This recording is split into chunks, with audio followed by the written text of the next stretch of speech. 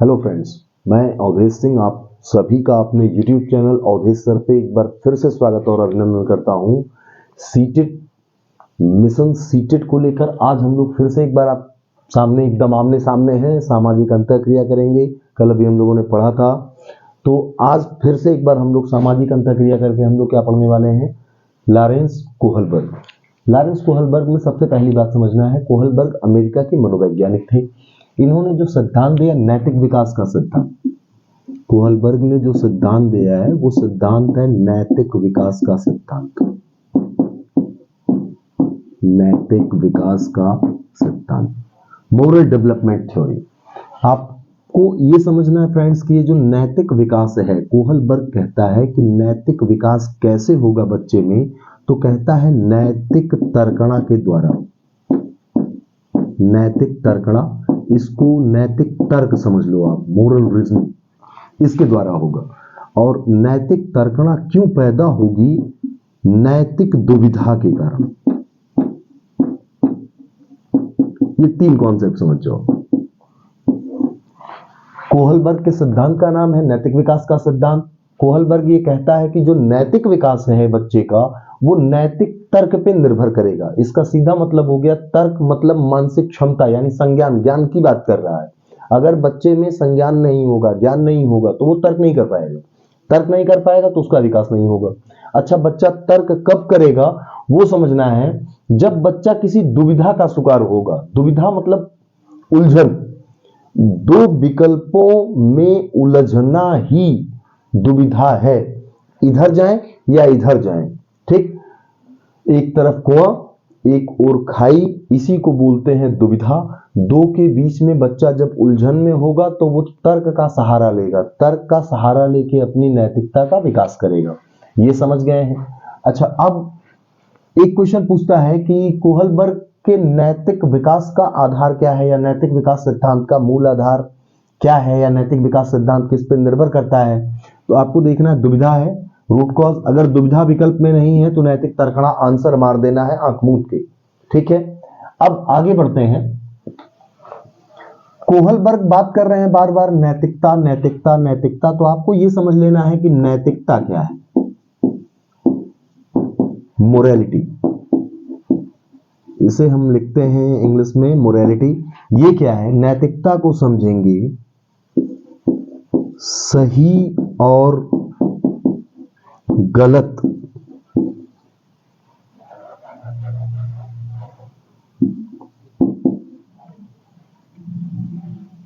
को जानने का आधार। जिस आधार पे, जिस मानक पे हम सही गलत डिसाइड करते हैं, क्या सही है क्या गलत है, वो है मोरालिटी। यानी जब हम ये जान जाते हैं कि ये सही है ये गलत है, जैसे आपने ये जान लिया कि चोरी करना गलत है, चोरी नहीं करना चाहिए, अपने दोस्त की कोई सामान नहीं चुरा लेनी चाहिए, दोस्त की पेंसिल नहीं चुरा लेनी चाहिए। काफी लोग अब ऐसा करते हैं ना कि दोस्त की बुक ले ली, उसके बाद लौटाई नहीं। क्या सोच रहे हैं कि वो दोस्त तो भूल जाएगा, कुछ दिन बाद लड़का भूल भी जाता है। तो ये जो कॉन्सेप्ट है सही और गलत को जानने का जो आधार है, उसी को कोहलबर्ग कहता है नैतिकता, ठीक। नैतिकता मोरालिटी है। तर्कणा या तर्क को इंग्लिश में हम क्या बोलते हैं? इसको बोलते हैं रीजनिंग, इसे बोला जाएगा रीजनिंग। क्योंकि नैतिक है तो ये मोरल रीजनिंग हो जाएगी, ये होगी मोरल रीजनिंग। ये क्या है?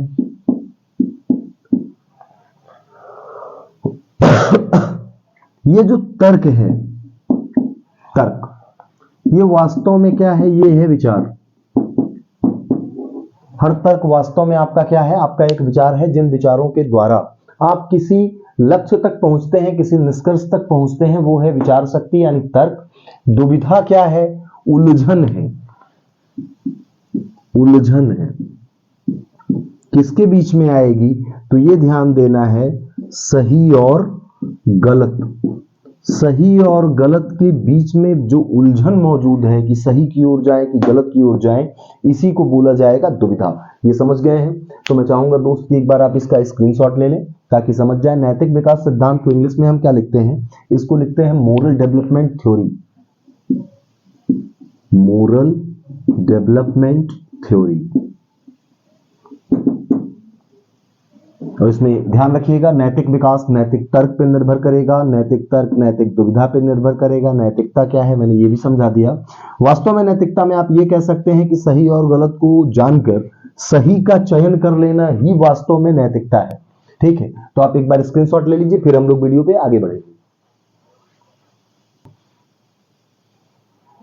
चलिए एक बार फिर से हम लोग वीडियो में आगे बढ़ते हैं। अब बात करते हैं कि लॉरेंस कोहलबर्ग ने अपना प्रयोग जो किया वो प्रयोग कैसा किया। तो आपको यह समझ लेना है कि कोहलबर्ग ने अपने प्रयोग में 10 वर्ष से लेकर 16 वर्ष तक के लगभग 72 लड़कों को शामिल किया था। लड़कों पर लिख लेते हैं यार, लड़कों को नहीं, लड़कों पर। कोहलबर्ग ने अपना प्रयोग किस पर किया था? 10 वर्ष से 16 वर्ष के 72 लड़कों पर प्रयोग किया। और इसमें किया क्या? इसमें कोहलबर्ग ने यूरोप की एक कहानी, हिंज की कहानी सुना दी। क्या बता दिया? हिंज की कहानी सुनाई, बताया, कहा भैया हिंज की जो पत्नी है उसे एक विशेष प्रकार का कैंसर है। कौन सी बीमारी है? कैंसर है, और इसकी दवा नहीं है, इस कैंसर की दवा नहीं है। तभी अचानक क्या होता है कि एक फार्मास्यूटिकल वाला ये दवा बना लेता है, दवा विक्रेता जो है वो दवा बना लेता है। दवा विक्रेता दवा बना लेता है। दवा की जो कॉस्ट प्राइस है, सीपी जो है वो $200 है। सीपी कॉस्ट प्राइस, दवा बनाने की कॉस्ट प्राइस, लागत मूल्य कितना था? कितनी लागत लगी? $200। और दवा विक्रेता सेल प्राइस कितना रखा है? $2000, 10 गुना ज्यादा है। हिंज के पास पैसे इकट्ठा नहीं हो पाते हैं, हिंज के पास कुल केवल $1000 इकट्ठा हो पाते हैं बस। हिंज इस पैसे को लेके जाता है, दुकान वाले से कहता है दवा दे दो नहीं तो मेरी बीवी मर जाएगी। दुकान वाला कहता है भैया देख तेरी बीवी मर जाए, इससे कोई लेना देना मेरे को नहीं है। कुल मिला के मुद्दा यह है कि मैंने दवा बनाई है तो मैंने टाइम वेस्ट किया है, एनर्जी वेस्ट की है, मनी वेस्ट किया है, तो मैं उसकी पूरी कीमत वसूलूंगा। और 10 गुना ज्यादा कीमत रखता है। हिंज के पास पैसे केवल $1000 हैं, दुकान वाला 2000 से नीचे आने को तैयार नहीं। हिंज की छोड़ो, अगर तुम उसकी जगह होते तो क्या करते? तुम दुकान वाले पे चढ़ बैठते। वही काम हिंज ने किया, चढ़ नहीं बैठा। हिंज ने एक काम कर लिया कि दुकान तोड़ी और दवा चुरा ली। अब ये कहानी सुना देने के बाद कोहलबर्ग लड़कों से क्वेश्चन करता है, जो मैं आपसे पूछ रहा हूं। कोहलबर्ग बच्चों से ये पूछता है कि बताओ हिंज ने दवा चुरा ली तो ठीक किया कि गलत किया? दवा विक्रेता ने पैसे बढ़ा दिए, ठीक किया कि गलत किया? हिंज को दवा चुरानी चाहिए थी या नहीं, ठीक किया या गलत किया? इस पे अलग अलग बच्चों ने, बच्चों का जो ग्रुप था उन सभी अलग अलग ग्रुप के बच्चों ने अपना अपना आंसर अपने अपने तर्कों के आधार पे दिया। यही कोहलबर्ग के पूरे प्रयोग का मूल आधार है। अच्छा, अब यहीं पे समझ लेना है आपको कि कोहलबर्ग ने प्रयोग किस पर किया है? लड़कों पर किया है। तो अब इसी प्रयोग के बाद इसकी आलोचना भी यहीं समझ लो आप। आलोचना अलग से नहीं पढ़ेंगे अपन लोग। इसकी क्रिटिसिज्म किसकी बात की जाती है? हम बात करते हैं कैरोल गिलिगन की। Carol Gilligan. कैरोल गिलिगन कौन थी? कैरोल गिलिगन कोहलबर्ग की ही अपनी एक स्टूडेंट थी, महिला थी, ध्यान रखिएगा। कैरोल गिलिगन कोहलबर्ग की एक स्टूडेंट थी, उन्हीं के अंडर में ये रिसर्च कर रही थी। ठीक है, तो कैरोल गिलिगन ने इस प्रयोग पे अपनी आलोचना में ये कहा कि चूंकि इसमें केवल लड़कों पर प्रयोग किया गया है। दो बात कही गिलिगन ने। पहला कहा स्त्री पक्ष गौड़ है, स्त्री पक्ष इसमें गौड़ है, सेकेंडरी है, यानी स्त्रियों की नैतिकता पे कोई बात कोहलबर्ग ने नहीं की, जबकि उनको अपने प्रयोग में स्त्रियों को भी शामिल करना चाहिए था। दूसरी बात कही गई कि इसमें स्त्री और पुरुष दोनों के संस्कृतियों के अंतर को महत्व नहीं दिया गया। संस्कृतियों के अंतर को महत्व नहीं दिया गया।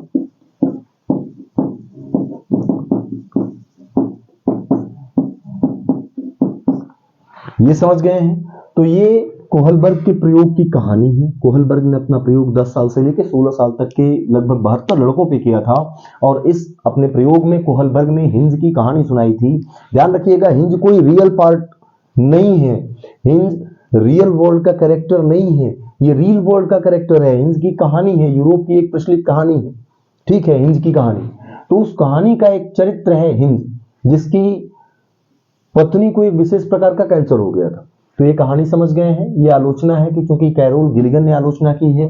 कैरोल गिलिगन कोहलबर्ग की अपनी स्टूडेंट रही हैं, लेडीज थी। इन्होंने 2 आरोप लगाए हैं कि कोहलबर्ग ने जो सिद्धांत दिया है उसमें पहला जो गड़बड़ी है, पहली गड़बड़ी जो है वो है स्त्री पक्ष पे ध्यान न देना, यानी स्त्रियों को अपने प्रयोग में शामिल ना करना, वो आप देख भी रहे हैं। दूसरा है संस्कृतियों के अंतर को महत्व न देना। ठीक है, तो अब आप लोग काम कर लीजिए कि इसका स्क्रीनशॉट ले लीजिए आप लोग। ठीक है, स्क्रीनशॉट ले लीजिए, फिर हम लोग वीडियो पे आगे बढ़ेंगे। चलिए एक बार फिर से हम लोग वीडियो को रिस्टार्ट करते हैं, बढ़ जाते हैं आगे। आपको ये समझ लेना है कि कोहलबर्ग ने भैया नैतिक विकास के कुल 3 स्तर बताए हैं। नैतिक विकास के 3 स्तर, और इन तीनों स्तरों की 6 अवस्थाएं बताई।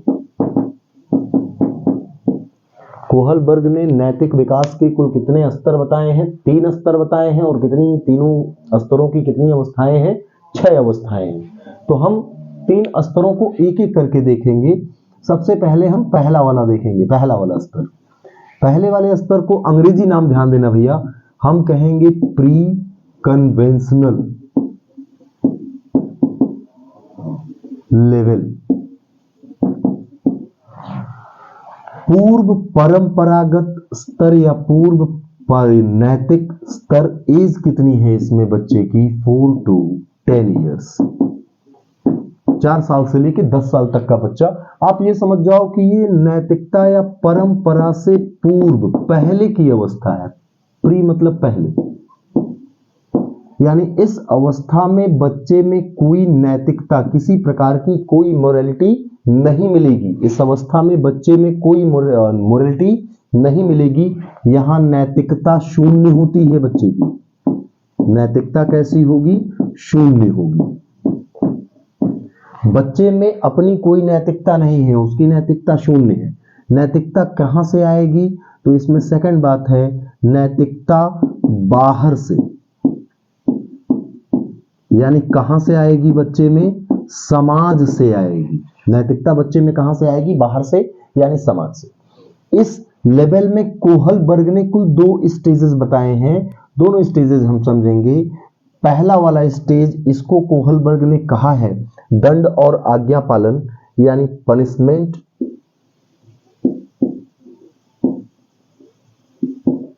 And obedience. दंड और आज्ञा पालन, ये समझ लेना यार, समझ लेंगे आप, मुझे पता है। दंड और आज्ञा पालन, पनिशमेंट एंड ओबीडियंस, ओरिएंटेशन है। और दूसरा है इंस्ट्रूमेंटल रिलेटिविस्ट, इंस्ट्रूमेंटल रिलेटिविस्ट ओरिएंटेशन। साधनात्मक सापेक्षता, ये है साधनात्मक सापेक्षता।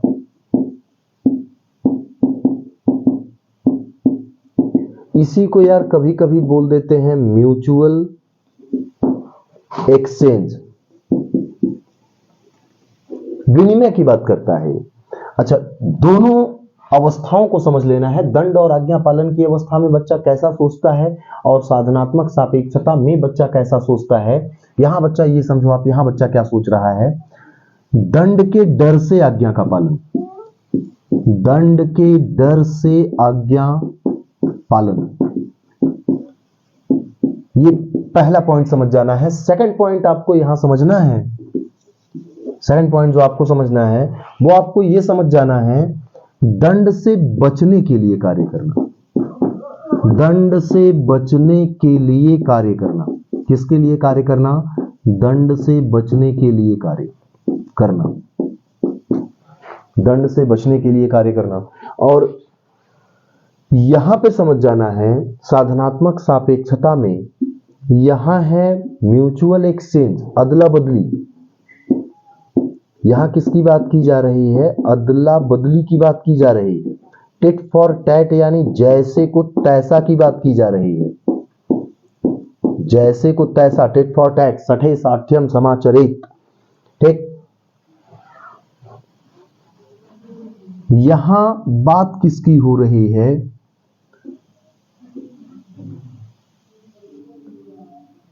आदान प्रदान की। ये समझ जाओ आप। अब देखो क्वेश्चन कैसे पूछता है वो एक बार आराम से समझ जाओ। कॉन्सेप्ट अगर क्लियर है तो रटना नहीं पड़ेगा। देखो, दंड से बचने के लिए काम करना। अगर बच्चा इस ढंग से तर्क कर रहा है कि यदि कोहलबर्ग चोरी करेगा तो उसे दंड मिलेगा, इसलिए कोहलबर्ग को चोरी नहीं करनी चाहिए, तो बच्चा किस स्टेज पे है? दंड और आज्ञा पालन वाले पे। लेकिन यदि बच्चा ये कह रहा है कि दुकानदार ने पैसा बहुत बढ़ा दिया इसलिए कोहलबर्ग ने ठीक किया, तो अब बच्चा कहां पे, कोहलबर्ग ने नहीं, सॉरी, हिंज ने ठीक किया, तो अब बच्चा कहां पे है? साधनात्मक सापेक्षता पे पहुंच गया कि जैसे कुछ पैसा वाला नेचर आ गया, तुमने मुझे घूसा मारा, मैं भी तुम्हें घूसा मारूंगा। समझ गए हैं? तो ये एक कॉन्सेप्ट है, एक स्टेज। स्क्रीनशॉट ले लीजिए, इसकी स्क्रीनशॉट ले लीजिए। चलिए फिर से हम लोग एक बार वीडियो स्टार्ट करते हैं। अब बढ़ते हैं कोहलबर्ग की दूसरे लेवल पे, कन्वेंशनल लेवल, यानी नैतिक स्तर है या परंपरागत स्तर इसको हम बोल सकते हैं, या पारंपरिक स्तर बोल सकते हैं, या लौकिक स्तर बोल सकते हैं। हिंदी में बड़ा लंबा हिंदी में नाम है यार, इंग्लिश नाम प्रिपेयर कर लो। कन्वेंशनल लेवल, इसमें बच्चा 10 वर्ष से लेकर 13 वर्ष तक की अवस्था में है। ध्यान से देखो, ये प्री अडोलसेंस की अवस्था है। ठीक, बाल्यावस्था के बाद का समय और किशोरावस्था का जो शुरुआती समय है 13 इयर्स, यहां तक बच्चा शामिल है। और इस अवस्था में देखो परंपरागत स्तर है, यानी बच्चा परंपरा, ये परंपरा का स्तर है, बच्चे में परंपरा आ चुकी है। कहां से आई है? समाज से, यानी बच्चे ने समाज के जो मानक नियम है उन नियमों को अपना लिया है। इस स्तर के दो स्टेजेस हैं, दोनों समझेंगे हम। एक स्टेज को हम बोलते हैं good boy nice girl orientation, good boy nice girl orientation. Orientation आप समझ लेना क्योंकि स्पेस थोड़ा सा कम है। दूसरा जो इसका स्टेज है वो स्टेज है law and order, law and order. अब इन दोनों अवस्थाओं को समझो। इसका कॉन्सेप्ट हो गया अच्छा लड़का अच्छी लड़की। इस अवस्था का नाम है अच्छा लड़का अच्छी लड़की, और इसे हम कहते हैं सामाजिक व्यवस्था या कानून और व्यवस्था। ये है सामाजिक व्यवस्था या कानून और व्यवस्था।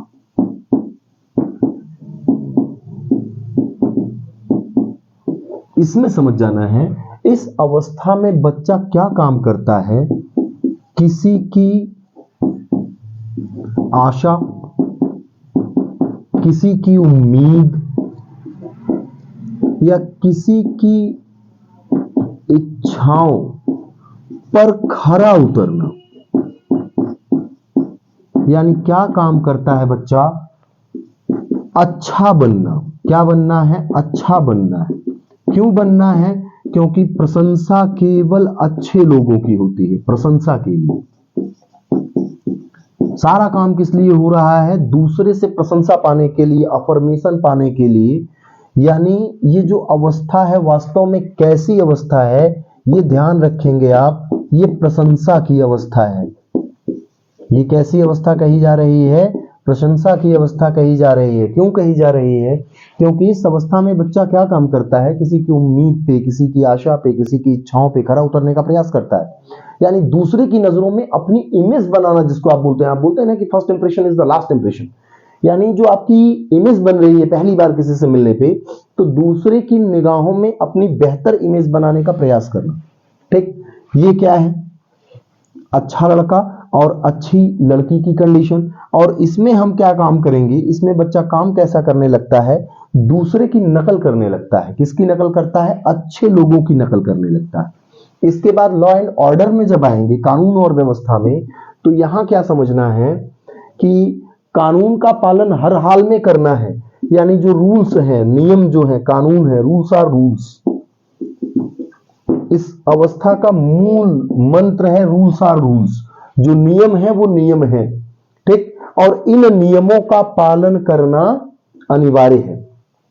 जो नियम है वो नियम है, रूल्स आर रूल्स। सामाजिक नियमों का पालन अनिवार्य है। ठीक, तो यहां समझना है नियम पालन करना, नियमों को न तोड़ना, नियम पालन करना, इसका मतलब हो गया नियम को क्या ना करना, न तोड़ना।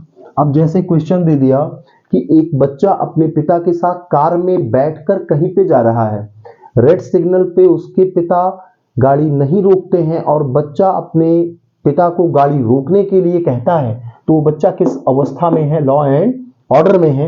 वो मान रहा है कि रूल्स आर रूल्स, जो नियम बनाए गए हैं ये सभी के लिए हैं और अनिवार्य है, यानी नियम पालन करना है, नियमों को तोड़ना नहीं है। ये कोहलबर्ग की दूसरी अवस्था हो गई। अब आप स्क्रीनशॉट ले लीजिए, इसके बाद हम लोग अंतिम अवस्था पे आएंगे, third stage of Lawrence Kohlberg. Screenshot एक बार इसकी ले लीजिए आप लोग। चलिए एक बार फिर से हम लोग आगे बढ़ते हैं और ये कोहलबर्ग का लास्ट लेवल है, सॉरी यहाँ लेवल है, ये पोस्ट कन्वेंशनल लेवल है, मिटा दे रहा हूं मैं। और इस लेवल में यानी ये जो स्तर है ये कन्वेंशनल स्तर यानी परंपरागत स्तर के डेवलप हो जाने के बाद आता है। यानी इसका मतलब इस स्तर में बच्चा खुद से नियम बनाने लगता है, स्वयं से नियम बनाना, ये बच्चे का मूल काम हो जाता है। इसमें भी दो स्टेज आती हैं, जिसमें एक स्टेज को कहा जाता है सोशल कॉन्ट्रैक्ट, सामाजिक अनुबंध, सोशल कॉन्ट्रैक्ट, सामाजिक अनुबंध। और जो लास्ट इसकी स्टेज है वो है यूनिवर्सल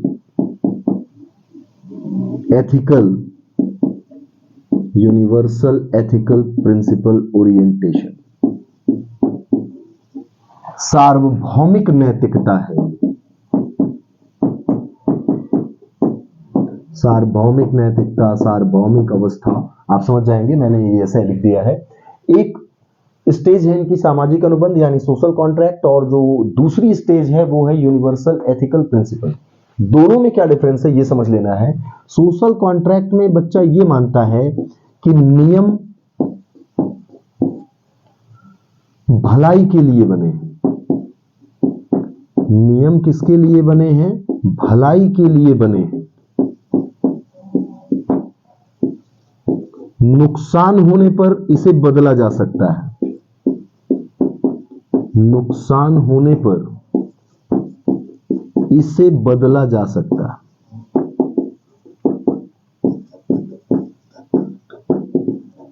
जैसे ऐसे समझ जाओ आप कि कोई बच्चा ये तर्क कर रहा है, बच्चा ये रीजनिंग दे रहा है कि मैं जा रहा हूं, सिग्नल पे रुकना चाहिए, सिग्नल रेड है तो मुझे गाड़ी अपनी सिग्नल रेड सिग्नल पे रोक देनी चाहिए, लेकिन अगर मैं सिग्नल पे रुक जाऊंगा तो मैं जिस पेशेंट को देखने जा रहा हूं वो मर जाएगा। तो पेशेंट नियम इसलिए बने हैं कि किसी का नुकसान ना हो, मेरे रुक जाने से पेशेंट मर सकता है, इसलिए बेहतर है कि मैं इस नियम को बदल दूं, मैं चला जाऊं ताकि पेशेंट की जान बच जाए। यहां ये जो रीजनिंग है, अब बच्चा कहां पे है, सोशल कॉन्ट्रैक्ट में। और जो लास्ट स्टेज है यूनिवर्सल एथिकल प्रिंसिपल, ये समझ जाओ दूसरे के लिए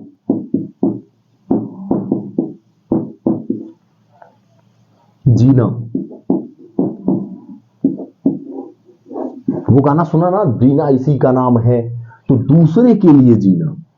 जब आप दूसरे के लिए जीना शुरू कर देते हैं तो यूनिवर्सल एथिकल प्रिंसिपल पे आ जाते हैं। जैसे आप ये रीजनिंग देने लगते हैं कि तुम खा लो मैं भूखा रह लूंगा, यहां हम कहां हैं, यूनिवर्सल एथिकल प्रिंसिपल ओरिएंटेशन पे।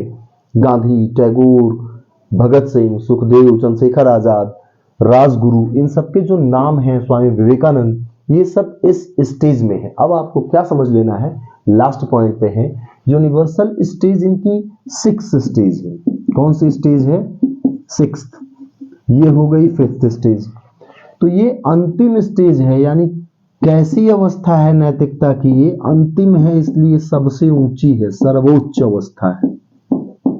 एक बात ठीक है, तो अब इसको एक बार स्क्रीनशॉट ले लीजिए, लास्ट में 1-2 पॉइंट है समझा देता हूं, स्क्रीनशॉट ले लीजिए एक बार। चलिए फ्रेंड्स, लास्ट पॉइंट पे आते हैं। कोहलबर्ग ने अपना ये जो सिद्धांत दे दिया, इसमें जो इनकी सार्वभौमिक अवस्था है, जिसे ये सार्वभौमिक नैतिकता कहते हैं, ये इनकी सार्वभौमिक नैतिकता सर्वोच्च स्तर है। नैतिकता का कौन सा स्तर है? सर्वोच्च स्तर है। कोहलबर्ग ने ये कहा है कि प्रत्येक अवस्था कैसी है? सार्वभौमिक है। लेकिन यार ये वाली बात जो हो गई, आपको नहीं लगता कि कोहलबर्ग भी थोड़ा सा मेगालोमैनियक टाइप का आदमी था कि अहम ब्रह्मास्मि, जो मैंने कह दिया वही सत्य है, दूसरा सब कुछ असत्य है? वो भी पागलपन टाइप की बात है कि आपने अगर ऐसा कह दिया कि ये सब पर लागू होगा, तो पहली बात आपने केवल 72 लोगों पर प्रयोग किया था, बाकी दुनिया की आबादी तब भी ज्यादा थी दोस्त, आज भी ज्यादा है। 72 पे प्रयोग करके और 10 से 16 साल के बच्चों पे प्रयोग किया, सब पे नहीं किया, सारी एज ग्रुप पे यूज नहीं है इनका, ठीक। तो सार्वभौमिक नहीं हो सकता। इस पे सबसे बड़ी जो आलोचना आई वो किसकी आई? कोहलबर्ग की ही स्टूडेंट रही कैरोल गिल्लिगन, उन्होंने ही आलोचना की है। और ये कोहलबर्ग का पूरा सिद्धांत दोस्त यही कंप्लीट हो जाता है। जिस पैटर्न पे मैंने आज आपको ऑनलाइन में ये यूट्यूब पे दे रहा हूँ, इसी पैटर्न पे आपको घर जाके पढ़ना है और क्वेश्चन इसी पे फोकस करने हैं। बाकी कुछ भी मैं आइसक्रीम ले लूंगा और तुम्हारा वो तुमको मार दूंगा, इस पैटर्न पे अब आप इस समय 2020 वाले जो ऑनलाइन पेपर दिए होंगे या 23 वाला जो अगस्त वाला पेपर था, रिजल्ट आया था अगस्त में, तो अब इस पैटर्न के क्वेश्चन नहीं पूछ रहा है। जिस पैटर्न पे मैंने आपको अभी समझाया है, इस पैटर्न पे अगर आप करेंगे तो आपका पूरा कोहलबर्ग तैयार होगा, कोई एक भी क्वेश्चन आपका गलत नहीं होगा, ठीक है। तो यहीं पे अब हम लोग अपनी वीडियो समाप्त करते हैं। इसके बाद अगली वीडियो में हम लोग आगे बढ़ेंगे सीटेट के किसी और इंपॉर्टेंट टॉपिक पे। एनसीएफ ले सकते हैं हम लोग या पियाजे ले सकते हैं, कोई भी टॉपिक जो आप लोग कहेंगे कमेंट जरूर कीजिएगा। आपके कमेंट से थोड़ा सा साहस मिलता है कि हाँ, काम और अच्छा कर लेना चाहिए ताकि आपका एग्जाम और बेहतर हो जाए, ठीक है। तो दोस्त, गुड नाइट, जय हिंद।